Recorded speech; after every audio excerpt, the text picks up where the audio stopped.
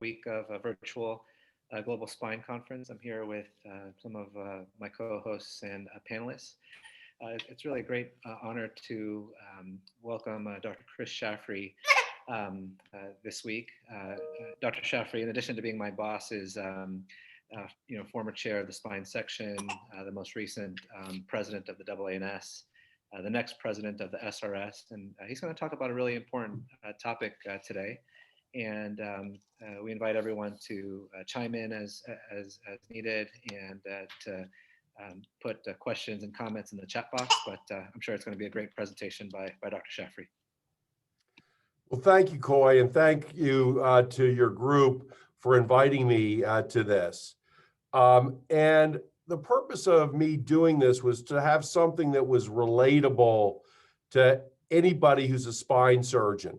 And I say major spine surgery because the bigger the case, the more the risks, and I think the greater the opportunity for improvement.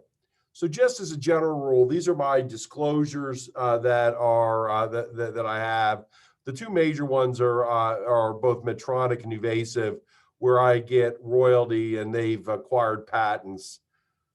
So what's happening is that there's always been a balance and a question regarding, is it worth treating deformity, particularly performing major procedures in adults with spinal deformity? And I'm old enough that when people thought that it was completely foolish, that the complication rates were astronomical, that the improvement that you would get from any surgical procedure was minimal, and there was a real nihilism about addressing this. So this was a study done through the ISSG. Shea Best was the lead author. And what they did is that they looked at the health impact of patients having spinal deformity. Is this a minor problem or a major problem?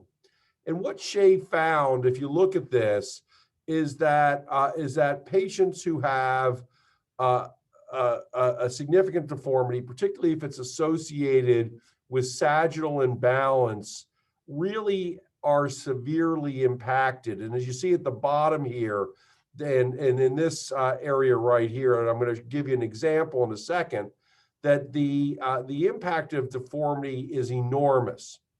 So this shows, three kind of subgroups of patients. This is a 35-year-old who had untreated idiopathic scoliosis, and this person's function and pain levels are exactly the same as anyone in her age group. This is a 63-year-old who has some degenerative scoliosis, some loss of lordosis with a moderate spinopelvic mismatch.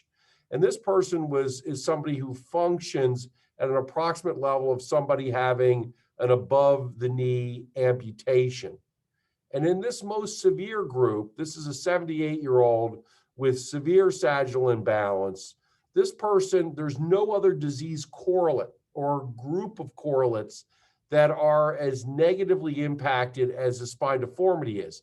And to have an equivalent, this person would have to be blind in both eyes, would have to be a bilateral above-knee amputee with heart and lung failure to have that much impact on their health.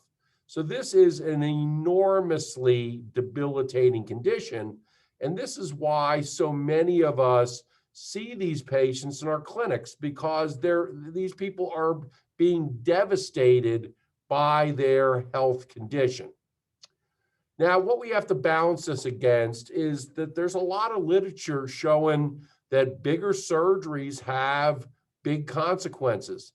And this is some work out of University of Washington from Richard Deo, who showed that in the 2000s that the rate of complex fusions increased 15-fold, and the complications were directly related to surgical invasiveness.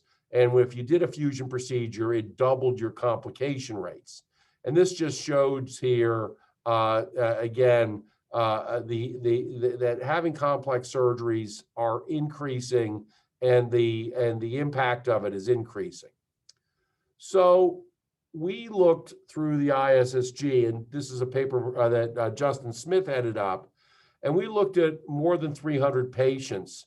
And what we found is almost 70% of patients treated for adult deformity had some kind of complication, either minor or major. And at least about a third of the patients required some kind of revision surgery. So this goes and shows you that this is really, really sobering when we're having 70% of our patients have a problem, and many of the complications are major problems. And what they found was older age, greater BMI, increased number of medical comorbidities, previous fusion, and need for three-column osteotomy were all associated with having more complications. And this just shows you the spectrum of complications ranging from death to paralysis to myocardial infarction to stroke, that this is not an insignificant group of complications. And what was found is the bigger the operations, this was just specifically looking at three-column osteotomy patients with a complication rate, which across the board was 70%. In this group, it's almost 80% of patients with three-column osteotomies had a significant complication. And this just shows these three-column osteotomy patients. You can see this poor bugger out here had nine major complications. That's a bad day for anybody or any patient.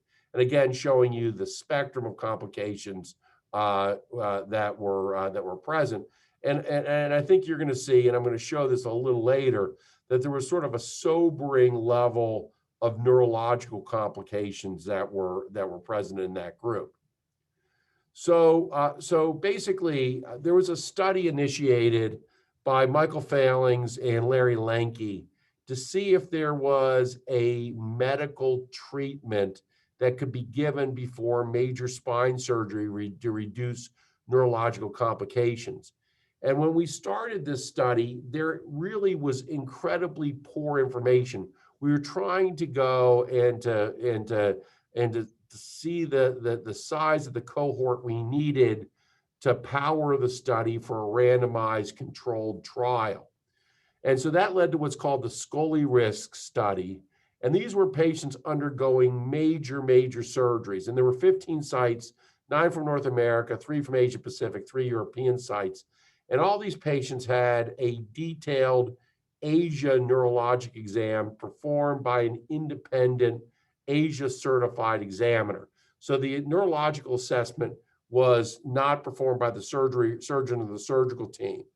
And what they found is that 22% of patients undergoing major deformity surgery had some form of acute lower extremity motor weakness following major surgery.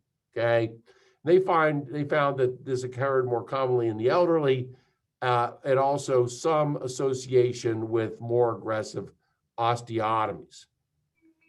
And these people with neurological deficits had a worse outcome at 1-year follow-up compared to patients who did not develop neurological deficits. And you can see here's the numeric rating scale for leg pain in particular associated with neurological deficit. So, hey, Chris. Yeah. Hey, just a quick question. Was there much information as to the etiology behind the leg weakness in the 22%? It was mostly nerve root injuries. The crazy thing in that entire study was there was no case of complete spinal cord injury. So the vast majority of patients were root level neurological deficits. There were a couple or a few incomplete spinal cord injuries, but no permanent spinal cord injuries. This, I think, was more related to luck and the timing than actual, subsequently what went on. Because we've done through the AO a couple other prospective studies, including something called the PED study, which is a prospective study of elderly patients undergoing spinal deformity. And a couple of those patients have developed complete neurological injuries. But in this case, there weren't any. So it was really root level injuries, mostly associated with PSOs. Okay. And these are permanent deficits, or are these? No, and if you look at the study, they sort of track towards improvement. And I'm going to show you at the end of this is that we have now, this is the 1-year follow-up. We have the 5-year follow-up data, and a lot of this eventually either gets better or gets compensated for. All right. And I'll give that later in the talk. I'm sort of giving you the bleakness picture. Then I will, at the end, give you an enlightening ray of hope towards the end. So I wanted to use this as a case example. So this is an 82-year-old woman, generally in good health. Up till a couple of years ago, walked 2 or 3 miles a day. She can't make it to the mailbox now, and she's brought in actually by her 2 very aggressive daughters who say something has to be done. And she's fairly upset because they've told her if she can't get better than she is, they're going to put her in a nursing home. And so they're really pushing to have this patient operated on. And she really does not want to go to a nursing home and wants something done as well. So you can see her imaging on a CT myelogram. You can see right here, which correlates with right here. She has almost a complete myelographic block due to stenosis. You can see that the wedging of the vertebrae likely associated with poor bone quality. And this is a thing that, they're like, please, please, please, please do something for there. And I'll tell you, it becomes difficult to say no, particularly if you send them for 3 or 4 treatments, injections, aquatics therapy, whatnot. They keep coming back, and she continues to be miserable. So the question is this a patient that should be even considered a candidate for surgery? There's clearly places, and I spent a year working in England, that they would just say no. There's no way. Are there any strategies to reduce complications? And is there a prediction or a model to predict complications where there's a threshold of complications that should not be exceeded? And I'm going to kind of address all of those. So one of the issues that we always face is that if surgery goes reasonably well, the patients can do exceedingly well. So this was from the Spine Deformity Study Group study. And this information is what led to the the NIH-funded adult symptomatic scoliosis study. So this was the base information from this. And what happened with this is that we looked at patients as part of the Spine Deformity Study Group, and this is sort of the summary slide. So what you see is that as patients are in older groups, the complication rates really go up. So in our 65 to 85-year-old group, the complication rate was almost 75%. But what you see here is looking at ODI, and there were a number of different measures, and they all tracked similarly, is that the improvement that people got in their pain and function were really the same in each of these groups. And what happened, because the older people were the most symptomatic, they proportionately, and despite having these major complications, really noticed the improvement. There was a far greater thing when you do sort of, use gaming models for risk analysis. The most elderly patients, despite knowing the risks were higher, they essentially said they would automatically do this procedure again because they got so much improvement. So you can see the ODI, the numeric rating scales. The elderly by far benefited the most. And you're going to see this in some subsequent work that we do, that this theme continues to repeat itself. Hey, Chris? So that Scully risk study that I talked about, we looked at all complications. And if you look here, this is the ODI at 5 years, okay?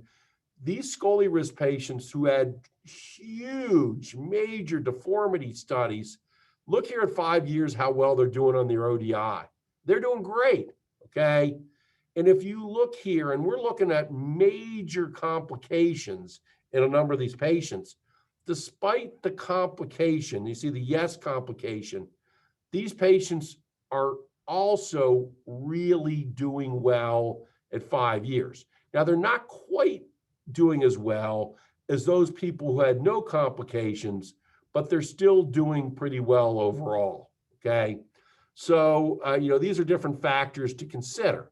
So basically, I did this surgery. This is done, 8 or 10 years ago, but it's a 5-hour surgery. I lost 1,300 milliliters of blood, but she had a 14-day hospital stay, 4 in the ICU.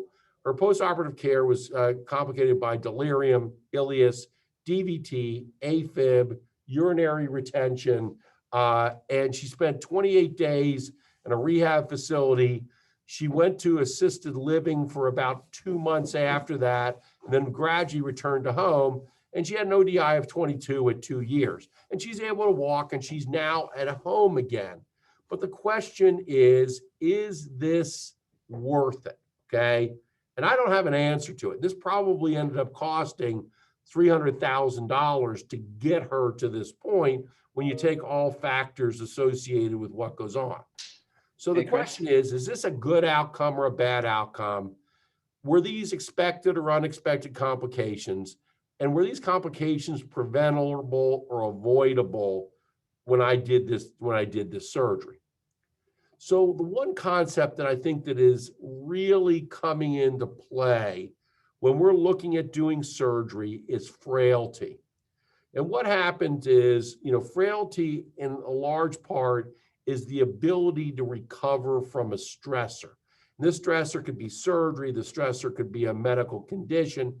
But what happens is the frailer you are, the further along this pathway you are, the greater the chance that you're going to end up dependent, severely disabled, or dead. And Hi, Chris, sorry to interrupt. Can I ask just a quick question? This is Ali Bai. Sorry to interrupt. First of all, thank you for doing this. Welcome to our program. The question is, and you may touch on this later, there is a thought or a trend towards, doing less in one stage and maybe being okay with kind of a longer process, like maybe something short or less invasive now, and then maybe in 3 or 6 months, we kind of extend it or do stage 2. And it's basically the thought process is there are less complications associated with smaller surgeries, but at the risk of potentially having multiple operations to reach the same goal. Can you comment on that? Either a big operation up front that is going to have several complications, but it's worth, quote unquote, worth it at 2 years, versus let's do, a less invasive operation now without causing any worsening deformity or worsening symptoms, but we may need to do a second or third stage. But the sum of these smaller surgeries is still better than one big one. Just what are your thoughts on that philosophy that's kind of out there? Well, so Coy, who is on the International Spine Study Group, has a minimally invasive arm of it. And I think that most of the minimally invasive arm is a believer of small operations or multiple small operations. And right now, the one thing that is clear is that there's certain alignment and decompression parameters that you have to achieve to get the best result. And I think that the answer is still unclear. Is that better to whack somebody with a big thing one time or to do it in stages? And I don't think that we have completely figured that out. I know Coy's reviewed the latest set of ISSG minimally invasive abstracts. Coy, do you have the answer for that? Sort of. We know, looking at the ISSG data, that generally for open procedures, not staging tends to be better tolerated, whereas we found that for minimally invasive deformity procedures, staging is well tolerated. And I think a lot of the MIS deformity surgeons like to stage to figure out what needs to be done after the interbody work. But by and large, we actually wrote up the MIS deformity staging data a few years back, and by and large, essentially every open deformity study suggests that staging is not ideal for the patients, just due to the extra stress of surgery. But I think it tends to be better tolerated with more MIS techniques. So I think that, you know, as for those who are listening, that's sort of an excellent thing to do a more detailed analysis of it. But that's a fabulous question, Ollie. So what happens is that when we look beyond just spine surgery, there's certain things that where some of our colleagues have been probably more progressive, looking at frailty. So this was a study of looking at patients who were going to undergo elective, fairly high risk abdominal surgeries. And what they found was that this group of patients were had a lot of complications, not as much as we have in our spine thing, but they had a lot of complications. But what they found was that they looked at a multidimensional frailty score. And these are the factors that they looked at, both questionnaires and some physiological factors and whatnot, and nutritional factors. And what they found was, and this is one of their activity of daily living scores that they were doing. And what they found was that those patients who were frail by their definition had markedly higher complications rates, mortality, and the risk of being discharged to a nursing facility. And they were able to see through the spectrum, through this model of frailty, they were able to predict very highly those patients that were going to have an undesirable outcome. And one of the issues is both of these two patients here, they're both of them, there were two patients that I had that I'd asked to send me something. They're both 79 years old, okay? And clearly the person on the right side is going to be likely go through a spine surgery better than the person on the left. So as part of the ISSG, we developed a frailty assessment tool. And we looked at 40 variables, and we did develop frailty scores on more than 400 patients. And using these scores, we divided patients into three categories: those that were not frail, those that were frail, and those that were severely frail. And what we found was the greater patient frailty was associated with greater risks of major complications, a higher risk of proximal junctional kyphosis, higher risk of pseudoarthrosis, wound infection, wound dehiscence, reoperation, and a longer hospital stay. And these are the different factors that we were looking at to determine this frailty score. And this again shows the risk and odd ratios for each of the different complications. Now, what's happening is that looking at patients, if you were not frail, overall you were going to do better with surgery. But what happened again, like we saw with the spine deformity study group data, when you look at the overall clinical status, the patients that were frail did better than those that were not frail, and did better than those that were severely frail, because, and this is these people getting significant clinical benefit. And what happens, these frail patients are this elderly cohort that are so miserable. And if you can get them better and realign them, either I think by multiple small operations or a big operation, they are going to be really happy, although they may have problems with it. So for my patients at Duke, what we do is we do a standardized preoperative evaluation for anybody who's going to undergo essentially any surgery. You know, somebody comes in with a cervical disc herniation who's profoundly myelopathic, I'm not going to go through this. But for anybody who's going to undergo a major surgery, they do. So we look at blood sugar, we look at bone quality, we look at BMI, we do some cardiac evaluation, looking at beta blocker use, statin use, stress tests. We do an infection screening, we do a mental health screening tool. We look at nutritional status, we look at their current pain medications and look at the morphine milligram equivalents. We have patients go through a prehabilitation program. We always insist upon smoking cessation. We evaluate their social support. And we're now using a couple, as you're going to see in a few minutes, predictive analytic assessment tools to be able to to see where they're going to fit in the risk categories. So Hey, Chris. Coy has seen this. This is sort of what we do at Duke.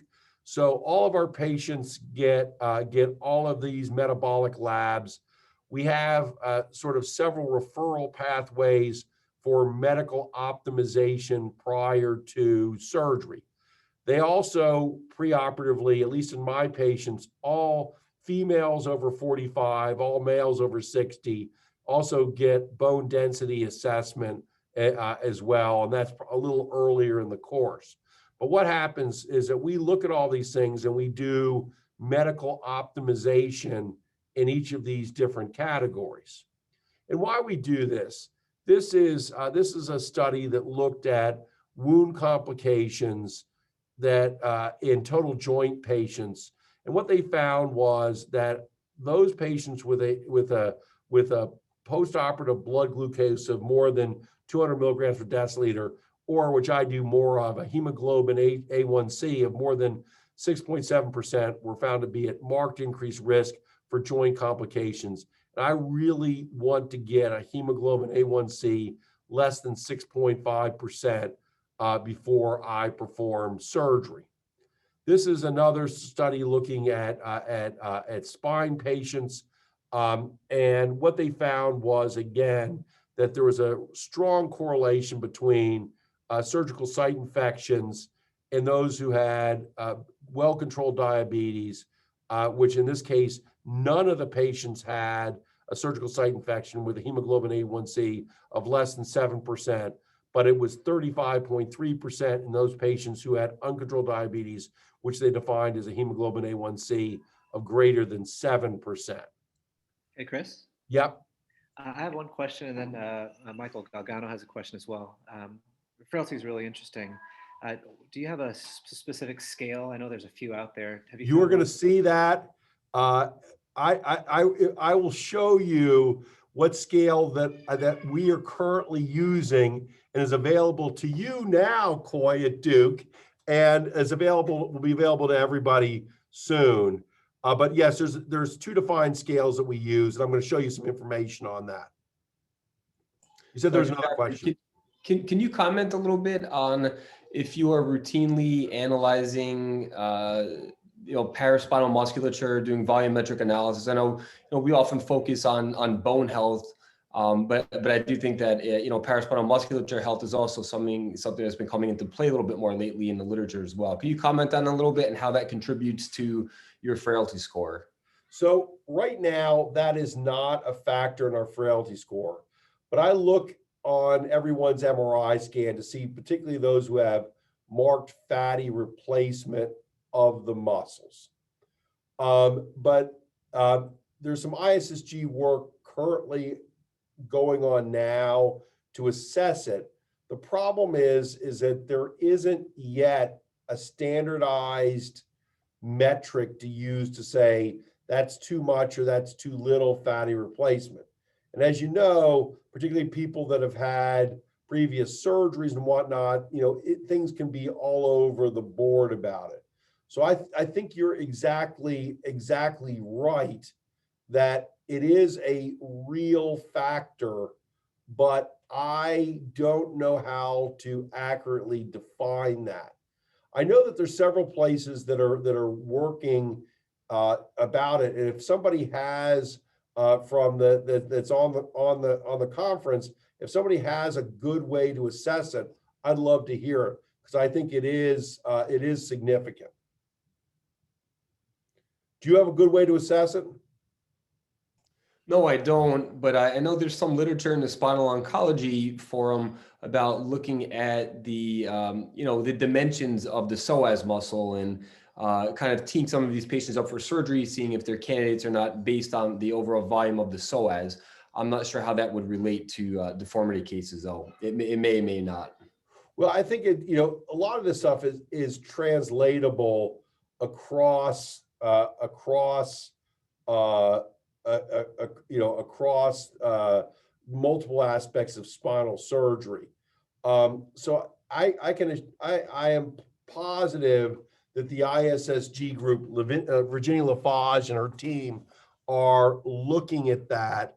The problem has been how to standardize that and make it in a way that is translatable and adjustable. I don't know, Coy, have you been on, I've been on some of the calls, and I know that they're doing it. Do you have any update on what they're doing with that? I don't, not for that topic, no.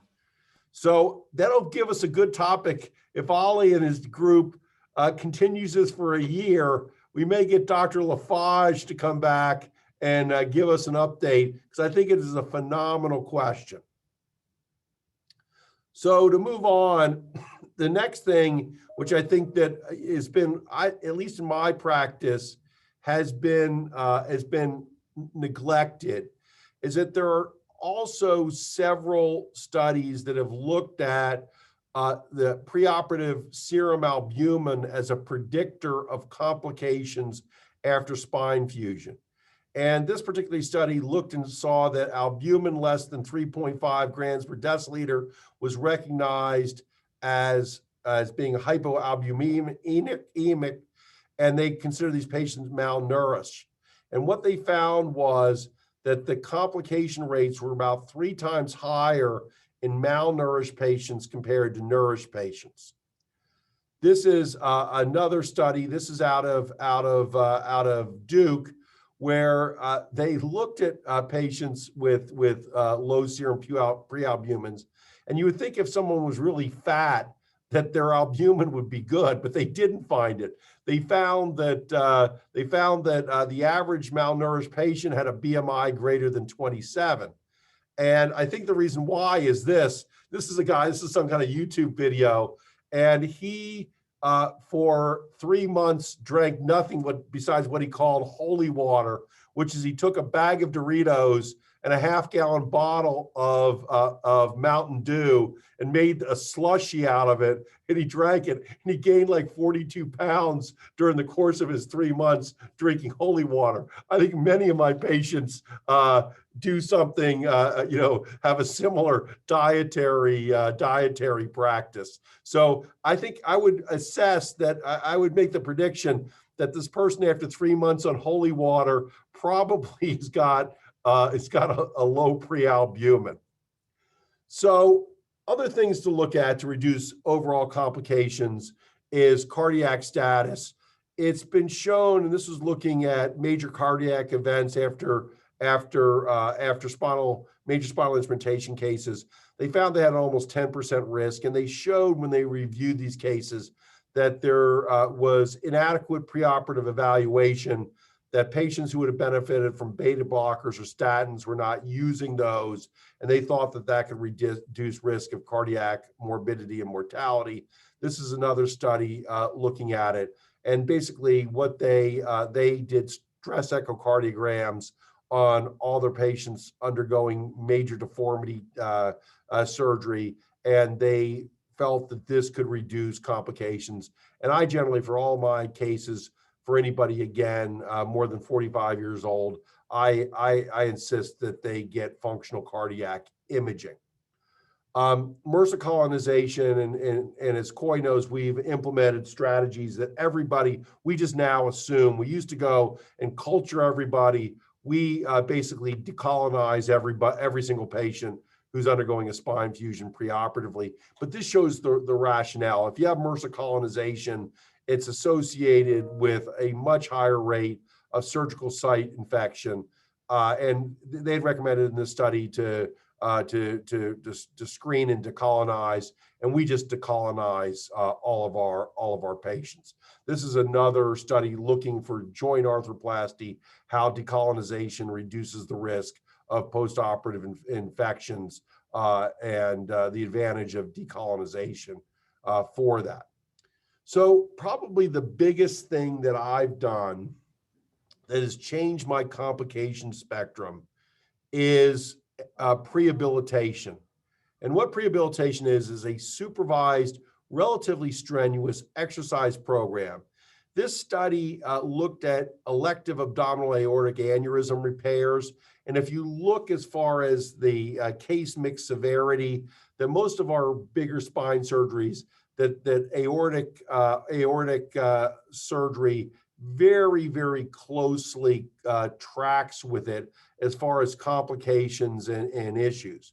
So they went and this thing did almost 125 patients where they randomized them either to 6 weeks of preoperative supervised exercise or standard treatment.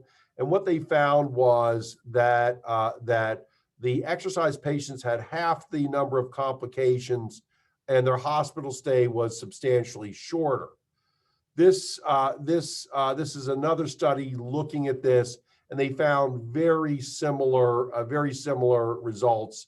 They found that that the prehabilitation reduced the number of patients with postoperative complications by 51% compared with the controls. And to me, it sort of makes very good sense to do it. Here at Duke, we are going to be part of one of the prehabilitation effects on patients undergoing spinal fusion, and there's several other trials that are just starting, and I think that this is going to be an advantage. So one of the things which I feel that really adds to complications is bone quality. And it's been shown that patients with poor bone quality that it impacts screw fixation, and there's several different things. This is looking out of WashU, and what they found were that that many patients undergoing adult deformity surgery had vitamin D levels that were low. That's one of the reasons that you saw the labs which routinely check our vitamin D levels. They found that the association with being vitamin D deficient were higher in patients with greater BMIs, increasing NDIs and ODIs, probably because these patients are just not getting outside and getting any sun exposure. And what's happening is if your vitamin D levels are low, it is associated with a much higher rate of non-union. And the time to fusion was also lower. So at a minimum, checking a vitamin D level and getting that repleted is an important thing to consider. For those patients that are truly osteoporotic, the ability to alter their bone formation is present. This is synthetic parathyroid hormone, Forteo, and you can see compared to all these other different treatments, it's the only one that actually improves bone density. And it's shown even a relatively short course of teriparatide increases insertional torque. It accelerates posterior lateral fusion rates. And there's another study, I somehow must have taken it out, that we found that those patients who've been treated with teriparatide have a lower PJK rate that has been present as well in our ISSG patients. So, now there's, I think, 3 choices regarding anabolic agents for patients who are osteoporotic, and I think it's something to strongly consider. I generally do a hip DEXA scan, and I do a non-dominant wrist DEXA scan. There's some increasing data using CT scan Hounsfield units, where if you have Hounsfield units less than 80, the patients are again at severe risk of developing proximal junctional failure. If they preoperatively have Hounsfield units less than 80 at T12 or L1, that's been associated with that. So there are other factors, operative factors that are associated with higher complication rates. This shows you that those patients who lose more than 4 liters of blood are at much higher risk of having complications. And you can see that that it certainly can occur, but complications are associated with it.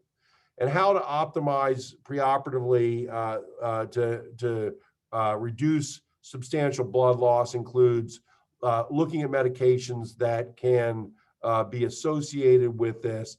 This is a list of some of the different medications, and I have my clinic staff look through. It's also important to talk to people about herbal or homeopathic treatments, because a number of those, and you can see lower in the bottom, are associated with increased bleeding. Lastly, we do laboratory studies screening for liver disease, which is an additional factor. If someone has early liver failure, that they're at a much higher risk of having substantial blood loss. So these are some of the other, recognized blood dyscrasias, and asking people if they've ever had major surgery and may ever had substantial blood loss. And if they have had that, getting a formal hematology evaluation before surgery becomes important. Here at Duke, which Coy's probably just finding out, people, you ask if somebody, if they take aspirin, they say no. Do you take, Motrin? Do you say no? But everybody, I think that, this like goodies powder is something that's used. I think they sprinkle it on like babies, formula and their first mush. They have a little goodies powder on it to make things better. I think Coy may have just started using that for teething, but everybody here uses goodies powder. So you have to say, hey, do you use goodies powder? And you'll be surprised how many people they'll check that they're not taking anything, but they say, well, I just take my goodies, which they think is not associated with it, because it's got aspirin, acetaminophen, and caffeine. And as you see this guy here, he may have had a little too much to drink the night before, and he's putting down a packet of goodies powder. So one of the things which to reduce complications is the routine use of antifibrinolytics. So this study compared tranexamic acid to other treatments, and this used to be a real issue. 8 or 10 years ago, there were some other things that were used, Amicar and other antifibrinolytics were used. And I think that what's happening, both from a safety profile and other factors, people have focused on the use of tranexamic acid as the medication to use.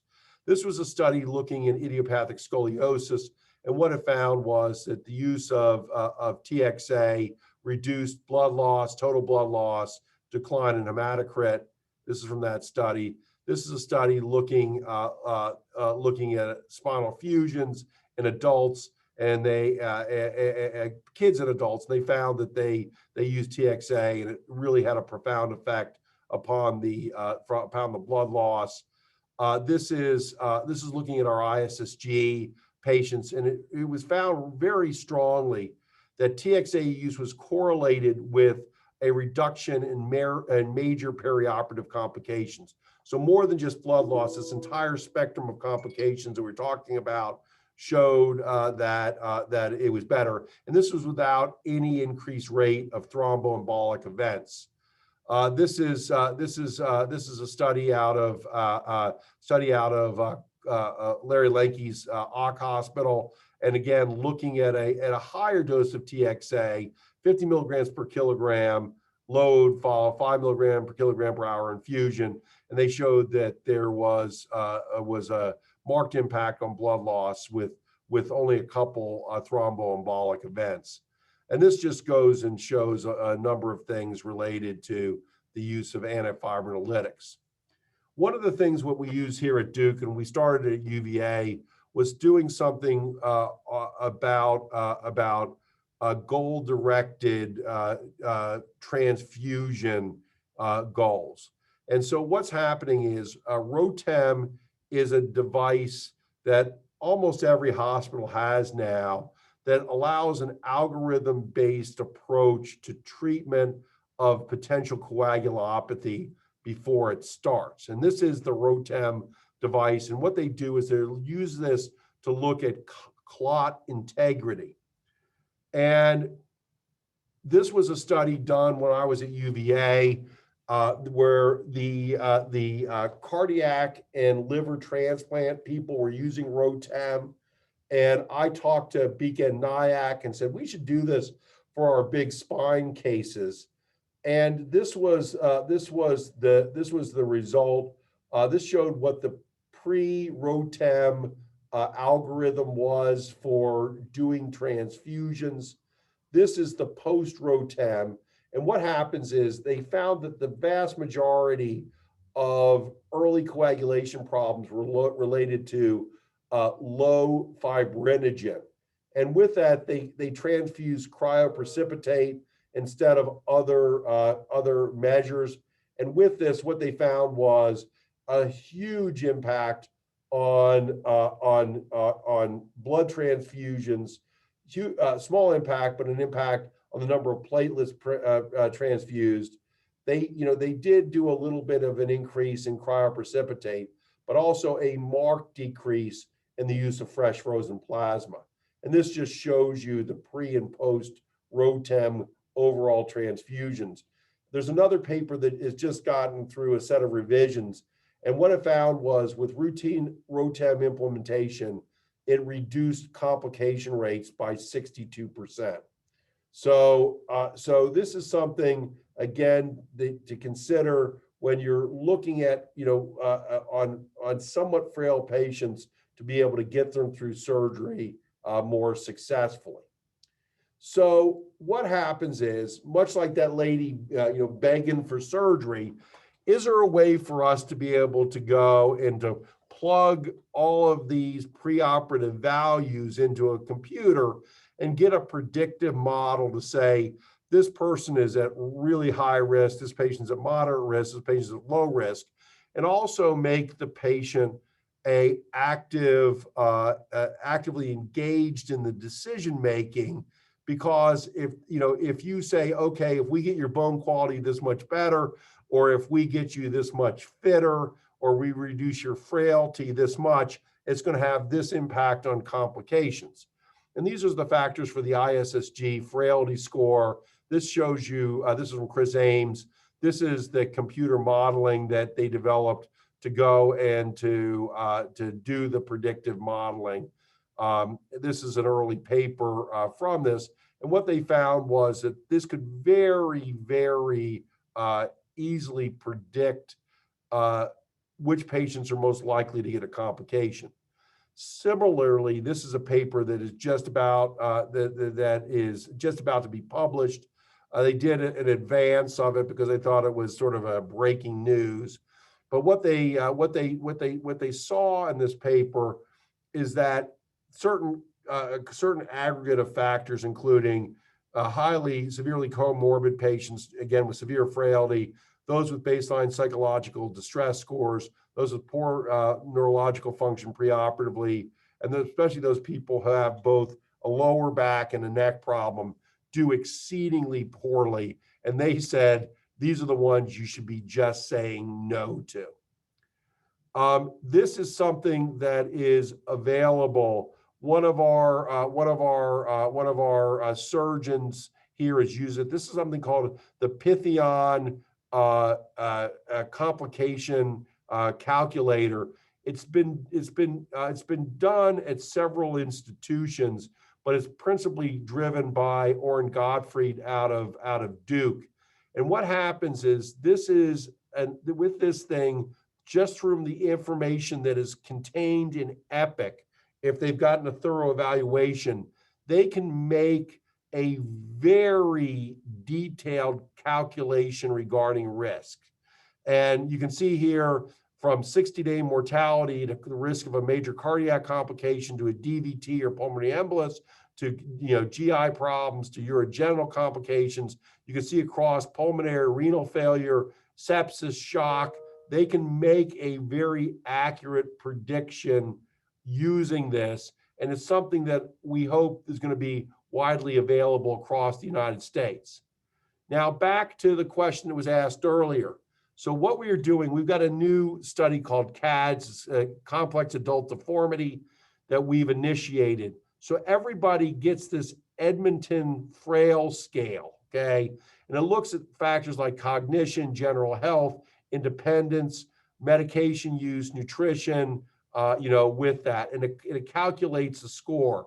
And you can see it ranges from not frail to severely frail. This is just another thing. I guess I put 2 slides in. The other thing is everybody is also doing functional frailty testing, including using a dynamometer for grip strength. They're doing 5 times sit to stand testing, and they're doing timed walking for all these patients that are part of this CAD study. So this is the first initial clinical data from CADS. It's being submitted to the SRS meeting. And this shows you where within the spectrum patients that are being treated by the ISSG fall within this. And you can see that the majority of patients are either mildly frail to moderately frail, and what we're trying to do is to avoid those patients with severe frailty. Okay, so what we would like is, I think that we can, if you look at these things, many of these factors for this Edmonton Frailty Scale can be improved by making them healthier. And our goal is to try to go and have a very better refined, complex predictive model. See, so I think there's a question that wanted to be asked.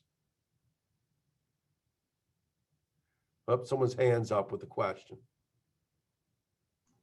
Actually, Chris, I'll ask a question on behalf of one of the participants, because I know we only have a few minutes left, but it's a good question, and it goes back to maybe some of the initial slides that you had up, which is, let's say you have this elderly, same thing as in your example for, let's say an 80-year-old or a 78-year-old woman with mild to moderate imbalance, abnormal deformity parameters, sacropelvic parameters, mild to moderate. Let's say the mismatch is like 15 or 20 degrees and she's a little flat, never had surgery, has severe lumbar stenosis, neurogenic claudication, and back pain. In your vast experience, how do you make that judgment call, whether that patient should just get the decompression and let's see what happens? Is it potentially a physiologic deformity? Or when would you say, well, the parameters are off, we should definitely do a simultaneous deformity surgery? So the question is mostly geared towards the elderly who have severe lumbar stenosis with neurogenic claudication with mild to moderate abnormal deformity parameters. How do you make that decision? So what I will do at times is get a sitting lateral x-ray. So if someone is forward flexing to open the spine up, usually with them sitting, their spine restores to a more natural alignment. So I measure their lumbar lordosis where they're sitting. If their lumbar lordosis comes back towards normal, close to normal, and that could be 15 or 20 degree mismatch, I think a decompression is the way to go. If somebody has either a slippage, a spondylolisthesis, or that they don't correct, I think that they probably need something else done. Now, that might be an ideal patient for a minimally invasive approach. I know some of my colleagues, Coy and others, will do sort of a lateral approach in those cases, sometimes with indirect decompression, and then do percutaneous screws. And those seem to be pretty well tolerated in that age group. Now, someone is severely mismatched. And the way you usually can tell that is people having a really high pelvic tilt. So if they're retroverting their pelvis, they're actively trying to correct for sagittal malalignment. So if somebody has a pelvic tilt more than 30 degrees, they probably need a bigger realignment procedure. That's sort of my algorithm to do it. So as Coy knows, if I have a 80-year-old who I think that a little bit, restoring 5 or 8 or 10 degrees more lordosis can be done, and particularly those people that, in my mind, can benefit from an indirect decompression, I think a minimally invasive approach is better than what I can offer them, and I'll send them to Coy or others. If they truly are severely mismatched, and most of the people that I see, unfortunately, have had 6 prior surgeries, 3 prior fusions, now have adjacent segment degeneration. They were fused, unfortunately, with they were done with a PLIF or something else, so they've lost their lumbar lordosis, are now breaking down above it, and that's the ones that I generally, I would say, get stuck with to do it. Just as you described, the one who had never had surgery before, I think that those people have a lot better options and less invasive approaches. Ollie, what do you think? Got it. No, thank you so much. Yeah, I agree with that assessment completely. I think I have not done a lateral X-ray in a sitting position. I like to compare the supine MRI and the Scully and the standing Scully films. Sometimes I'll get a flexion extension, but it really depends on the patient. If they're mildly off or even moderately off, and they say, hey, listen, I've had back pain forever, but what's really bothering me now are my legs, my radiculopathy, my neurogenic claudication. They're older, they don't have a listhesis. I have no problem doing a less invasive decompression, sparing the posterior tension band and all of that.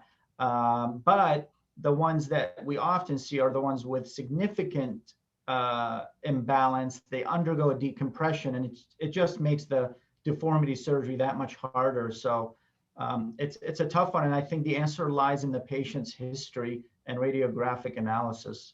I would agree with you. Just this is in conclusion, as this one fish bit off a little bit more than they could chew, that I think that currently it's the rare case where a technical problem has been the major cause of morbidity. I think it's these medical comorbidities that cause the vast majority of perioperative complications. And I think that there are risk factors that are modifiable. I'm pretty anal about optimizing people before surgery, and I think as we optimize people, we're going to find that our results for across the spectrum of what we do are pretty darn good. And I think that it's a kind of a great time to be a spine surgeon. So these were my my conclusions. This is Duke University, where Coy and I are, and I just want to see if there are any other questions. Dr. Shaffrey is a fantastic talk. So let's say you have a patient with severe cervical thoracic deformity, but they also have myelopathy on top of that. They're weak, maybe they're very frail, not the best surgical candidate, but you have to bite the bullet and take them to surgery anyway because they've got severe cord compression. Are you utilizing any other adjuncts during surgery if they have severe osteoporosis, like fenestrated screws, maybe using titanium rods versus cobalt chrome, distal tethers, maybe undercorrecting them? What are your thoughts on that? Yeah, I will tell you, the ISSG clearly shows the subgroup of patients that have the highest complication rates by far are cervical and cervical thoracic deformity patients. That is a really tough subgroup of patients to operate on. I will tell you that I am less enthusiastic about the adjuncts than I am trying to improve bone quality. So I think that most of us who have done a fair amount of cervical thoracic stuff, we stopped at T4 and it breaks at T5. We take them down to T10 and it breaks at T11.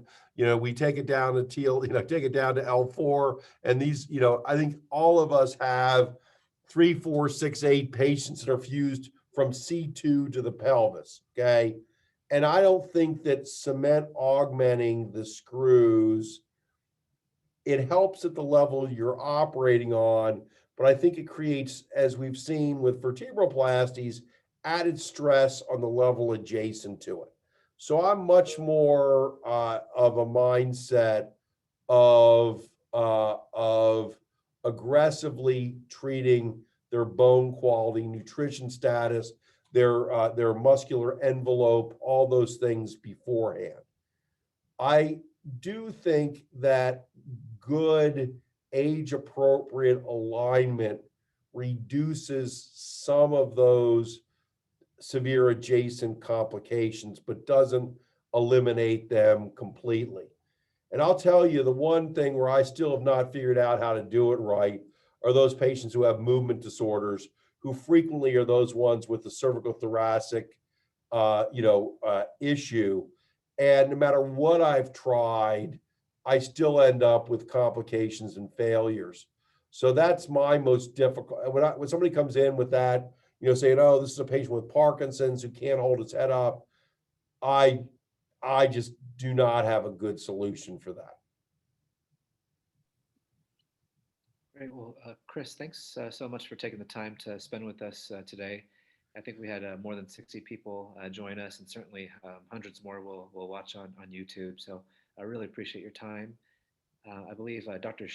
John Shin is hosting next week, and the topic is to be determined. But I hope you all have a great rest of your day and your week. Thanks, Chris. Thank you, everybody. Thanks, everyone. Have a good night.